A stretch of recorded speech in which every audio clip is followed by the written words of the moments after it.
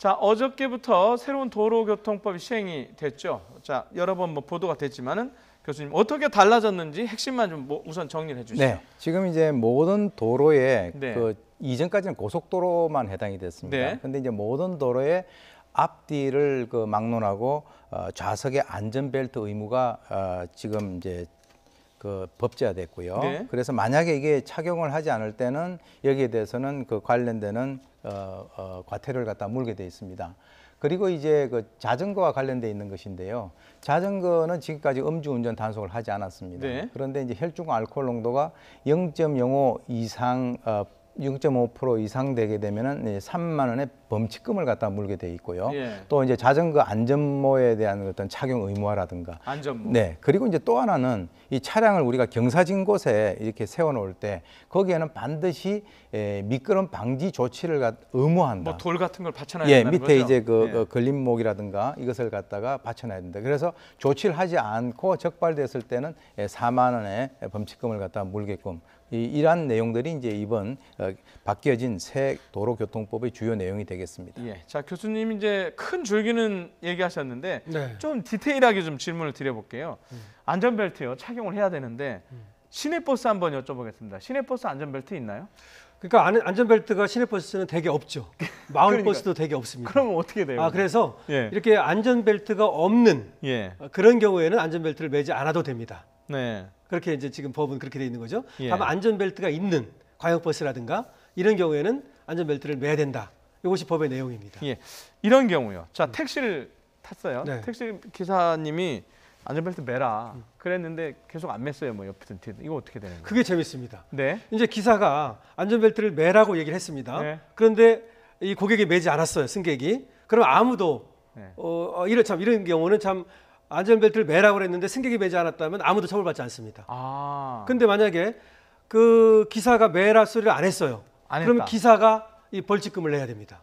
그러니까 승객은 결국 어느 경우에도 안 내는 거고 네. 기사는 매라 소리를 안 했으면은 결국 벌칙금을 내야 되는 거고 범칙금을. 기사님의 입장에서는 좀 불만이겠네요. 그렇죠. 이것이 그래서 어떤 사람이 이렇게 말합니다.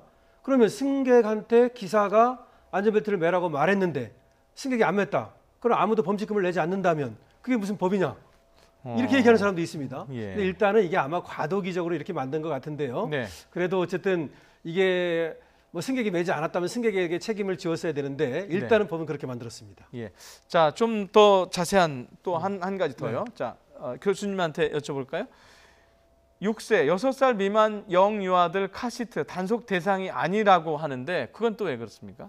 이 사실 이제 아까 말씀하셨던 이게 초기 단계이기 때문에 초기라서. 예, 그래서 이제 사실 그 6세 미만의 그 영유아 같은 경우는 접촉 사고라든가 이런 어떤 그 충돌 사고에 있어서 일반 성인들보다는 그 받는 그 피해가 굉장히 심하거든요. 네. 그래서 이제 외국 같은 경우는 이 카시트에 그 반드시 장착을 해서 아이를 태우게 돼 있는데 글쎄요, 이번에 뭐 이것이 그 단속 대상이 아니다라고 하는데 지금 13세 미만 같은 경우는 이제 성인의 2배에서 한 6만 원에 네. 그 과태료를 갖다 물겠다 이렇게 돼 있는데 네. 지금 빠져 있는 게 6세 미만의 영유아가 네. 이 카시트 장착에 대해서는 빠져 있어요. 네. 이것은 제가 볼 때는 아직까지는 우리 대한민국에 있는 모든 차를 갖고 계시는 분들이 이 카시트를 항상 이렇게 들고 다니는 것은 아니고 어떻게 보면은 뭐 안고 타든가 이렇게 되잖아요. 그래서 그것도 역시 이번에 이 과정을 통해 가지고 좀 보완이 돼야 될 그런 부분이 아닌가라고 생각이 됩니다. 예.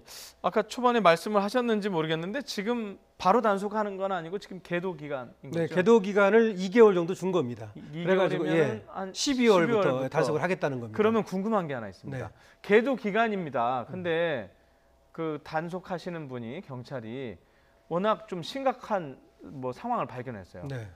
이거 벌금 지금도 내야 됩니다라고 하면 뗄 수 있는 거죠? 어떻게 되는 겁니까? 그건 아니죠. 왜냐하면 아니에요? 어쨌든 지금은 법을 갖다가 계도 기간은 유예했다고 봐야 되는 거거든요. 예. 그러니까 법 집행에 들어가지 않은 겁니다. 시행에. 예.